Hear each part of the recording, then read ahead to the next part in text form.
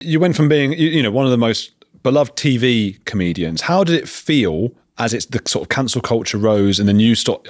How were you perceived differently by the media, I suppose?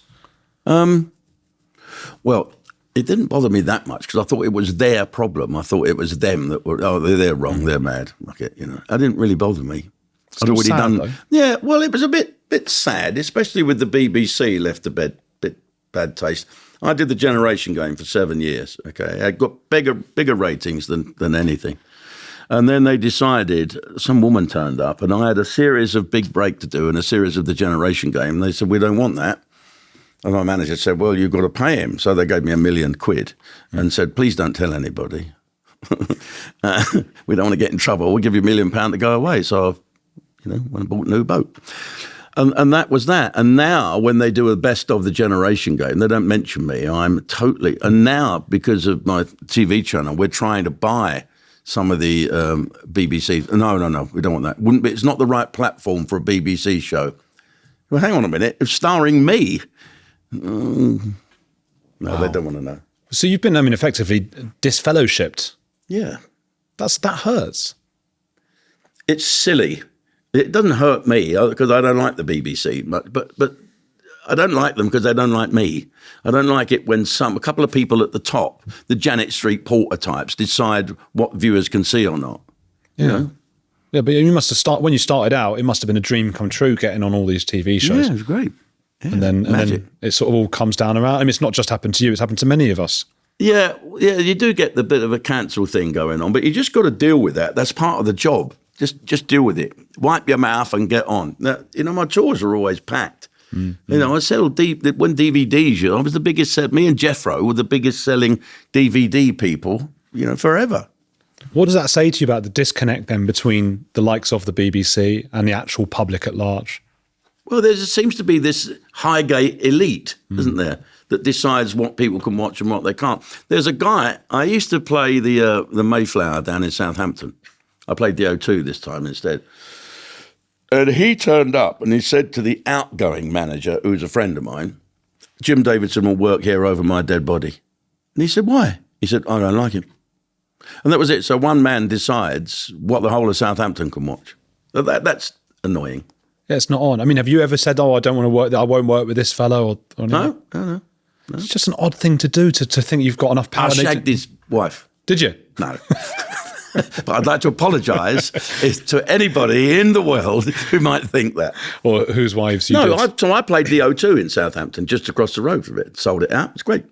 But it's annoying. It's annoying. I get banned from lots of places. I'm trying to work out to what extent you've had to sort of build a sort of bravado of like, well, screw them, and to what extent they really were sort of... It is annoying. And it's also economically annoying. Well, yeah. Yeah. They're preventing you from earning what you should or could be earning.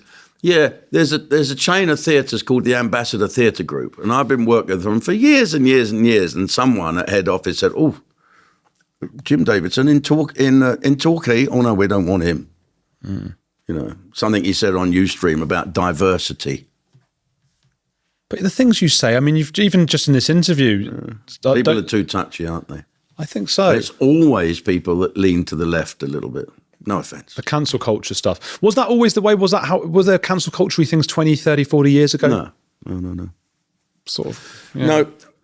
That might have been the right, though. Economically, you would say, we don't want you to play 2 shows this year, just play the 1. Then you start to realise you've got to get your game up a bit. See, an audience will never leave. An audience will leave you 1 row at a time. You don't suddenly wake up and no one wants to see you anymore. You've got to, you've got to gauge it a little bit. Where now we're putting in extra shows next year and playing 2 nights everywhere and 3 nights here and there. Because people want to decide themselves what they want to see and what they don't. I'm not everyone's cup of tea. The most people who don't like me have never seen me. Do you think a lot of the cancel culture might have come from the right back in the day, sort of the Monty Python kind of stuff? I don't follow what you mean. Life of Brian, when that came out, I think a lot of the religious... right. Oh, the religious people all went a bit mad, didn't they, really? I was on Malcolm Muggeridge. Remember old Malcolm Muggeridge? He was having a go at John Cleese once, and John Cleese said, it's not about Christ, it's about Brian. Yeah, righto, John. Biggest Dickus. Oh, I love that. I love that. Did you know those guys? I met Michael Palin at Barry Cryer's house once. Hello. Yeah. They're all right. And then that's it then, because, you know, I come from South East London. I left school at 15 and he went to university. He's much cleverer than what I is in it. Nowadays, there aren't that many comedians, particularly comedians who are loud on TV and things. I can only think of maybe John Cleese and Ricky Gervais. There's not that many who will say a lot of the things that you're saying.